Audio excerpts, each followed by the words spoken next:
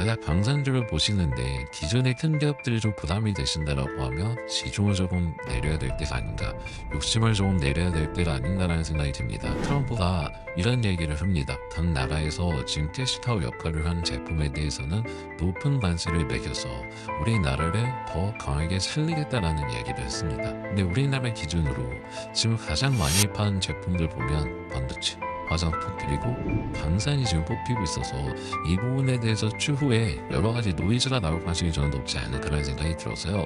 이 기업의 기술력, 실적, 수출 데이터 이게 안 좋은 게 아니라 단순히 이제 투심의 위축이 될 가능성이 높아서 현재 구간에서는 공격적인 어떤 비중 확대라기보다는 대응의 영역이다라고 좀 보시면 될 것 같은데, 저는 오히려 방산 쪽에서 딱 한 기업, 한국 한번 우주만큼은 지금 다른 길을 걸어갈 가능성이 굉장히 높아졌다라는 이야기를 좀 드리고 싶어요.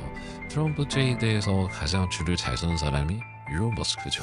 일론 머스크가 지금 트럼프 유대 관계가 굉장히 또 깊어지는 모습을 보인 게, 어제 이제 트럼프가 유럽 당선 이야기를 하면서 바로 이런 이야기를 합니다. 스페이스X 우주항공에 대한 이야기를 강하게 들어줘요. 그러면 당연히 우리나라 우주항공 관련주들도 같이 움직이겠죠. 세트레이라이 어제 굉장히 강했죠. 컨텍 오랜만에 올라왔죠. 인텔이나 테크도 바닥권에서 올라왔죠. 하지만 이 기업들은 사실 미국의 우주항공과 직접적으로 연관이 있다라고 보기에는 조금은 어렵습니다. 저는 일단 방산 중소형주, 흔히 말해서 빅텍, 스페코, 퍼스카 같은 개별주들은요. 그래서 이쪽에 대해서는 단기 테마로만 좀 보시는 게 좋을 것 같고요. 그런데 한국 항공 우주만큼은 다르다라는 거죠. 기존에 이제 글로벌 우주 산업 이걸 영위하고 있고, 그리고 또 방산 산업에서도 지금 계속해서 좋은 개선세를 좀 보이고 있어서, 만약 방산주를 보시는데 기존의 큰 기업들이 좀 부담이 되신다라고 하면 지금의 어떤 대안책 중에 가장 완벽하게 들어맞는 것은 한국항공 우주의 가능성이 높다라고 좀 보여지고 있어서, 저는 만약 이쪽에 관심 있으신 분들은 한국항공 우주를 지금 위치에서 한번 보시는 것도 나쁘지 않다.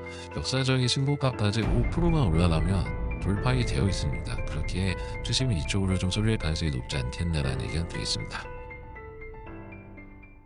자, 이번에 여러분들 이게 진짜 대박이었었는데, 자, 이런 식으로 뉴스가 나온 게 하나 있었어요. 자, 이렇게 정말 전 세계에서 최초로 어떤 일이 한번 벌어졌을 때는요, 자, 우리나라 시장에서 무조건 반응할 수밖에 없거든요. 자연스럽게 이 발사체 관련되는 이런 회사들도 여러분들이 보실 필요가 있을 겁니다. 그렇죠?